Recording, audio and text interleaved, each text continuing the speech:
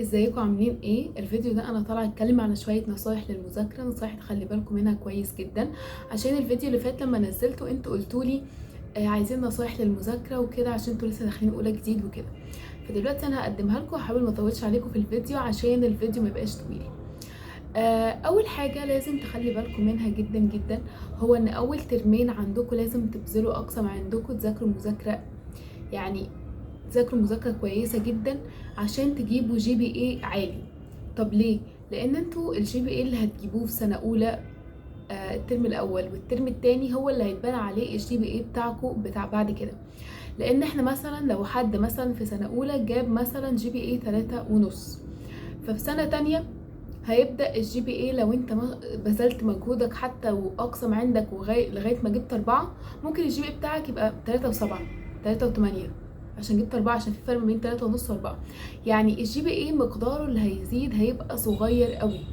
لو انت بذلت مجهودك في السنوات اللي بعد كده وزدت، ممكن تلاقي ان الجي بي اي بتاعك التراكمي زاد 1/100، 1/1000، في حاجات بسيطة جدا. فانت الجي بي اي بتاع سنة اولى الترم الاول والترم التاني هو تقريبا هيتمحور عليه الجي بي اي بتاع سنينك الجاية. فانت اللي هتقرر الجي بي اي ده هيبقى ايه، هيبقى اعلى من 3 اقل من 3. طيب دي اول حاجة، يبقى لازم نظبط الجي بي اي بتاعنا من اول سنة. تاني حاجة معانا وهي ان انت اول ما تخش الكلية، خصوصا الكليات الطبية اللي هي زي كلية اسنان وكلية طب بشري، هتلاقي انه الانجليزي يعني كله انجليزي. هتخش اول محاضرة واكيد دخلته، يعني الدراسة كانت امبارح اكيد دخلته، هتلاقوا ان الدكتور بيتكلم انجليزي، وفي الكليات الطبية بالذات بيتكلم مصطلحات طبية، فانتوا قاعدين مش فاهمين اي حاجة، مستنيينه ايه يترجم اللي هو بيقول، بس هو مش هيترجم اللي هو بيقوله. بس ما تتخضوش، انا لما كنت في سنه اولى وكنا زمايلي وكده، كنا لسه برضو بنكتشف ولقيناه برضو بيتكلم انجلش بس واحنا مش فاهمين اي حاجه، حسسنا ان احنا فاشلين جدا. زمايلي طلعوا يعيطوا ومعرفش ايه، بس كل ده بيعدي يا جماعه. اهم حاجه بقى تعملوا ايه عشان تتغلبوا على الموضوع ده. الموضوع ده مش هياخد منكم غير ان انتوا تتعودوا على المصطلحات دي، واول ما تتعودوا عليها هي بتتكرر تلقائيا لوحدها، وهتتعودوا عليها وتبقوا عارفينها كويس جدا.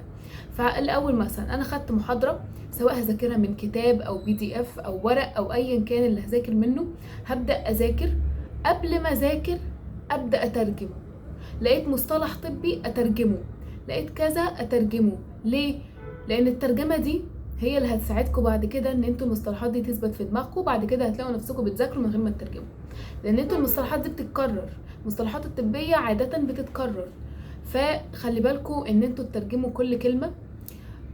وما يعني ما تيأسوش وما تقولوش الموضوع صعب، الموضوع مش صعب خالص يا جماعه.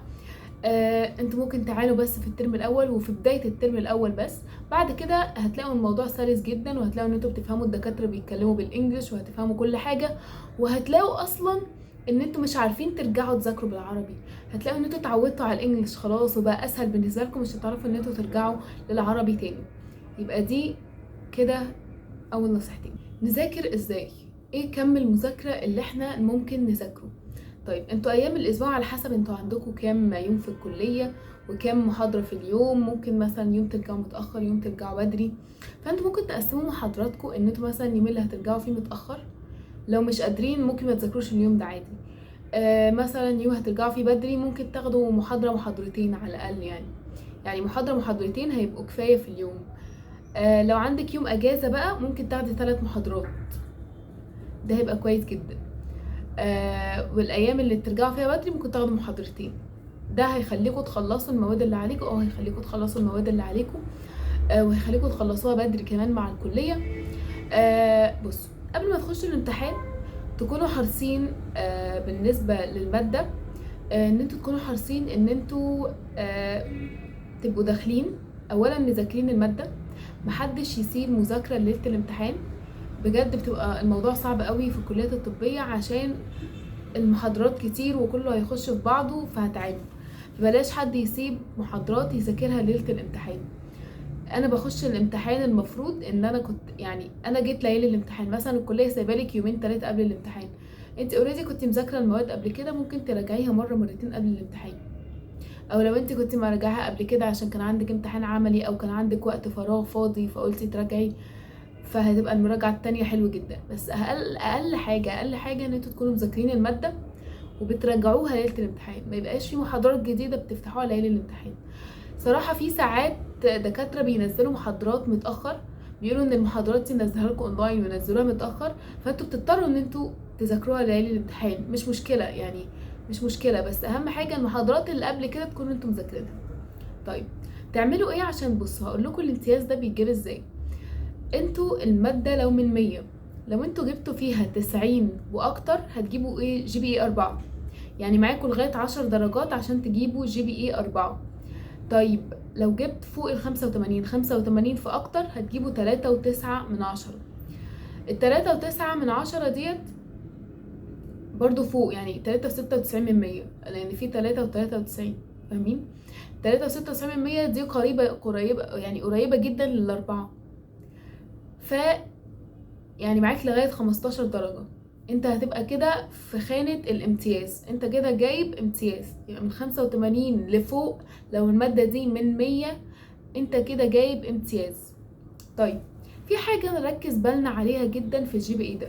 لما ينزل لكم ورقة التسجيل هتلاقوا في مواد بساعتين وفي مواد بساعة وفي مواد ب3 وفي مواد ب4 على حسب الكلية بتاعتكم. الأعلى عدد ساعات هي دي المادة اللي تركزوا عليها جدا جدا جدا، لأن النقص فيها بفورة بتفور لكم الجي بي اي.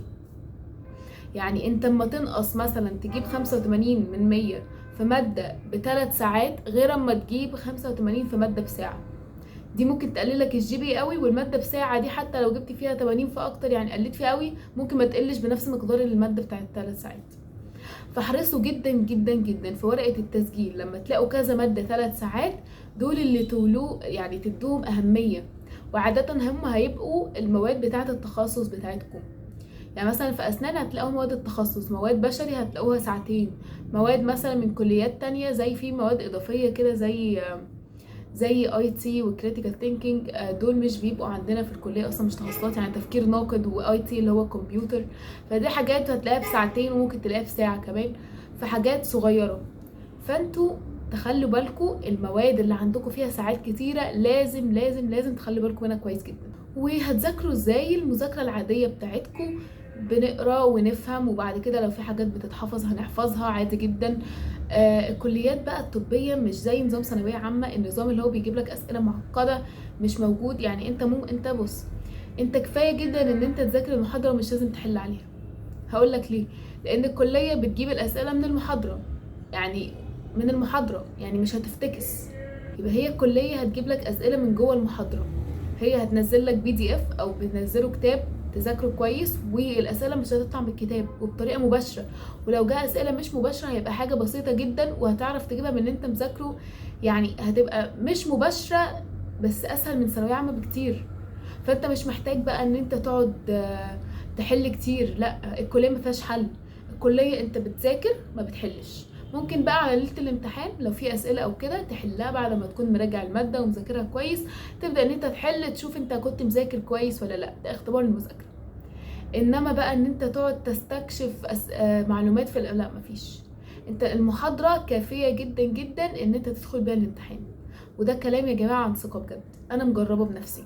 انا ما كنتش بحل غير مثلا ليله الامتحان هيدوني اسئله احلها، انما طول الترم انا بكتفي بالمحاضره اذاكرها خلاص. يعني وبجد الاسئله بتيجي سهله، يعني مش سهله بمعنى سهله بتيجي من الورق.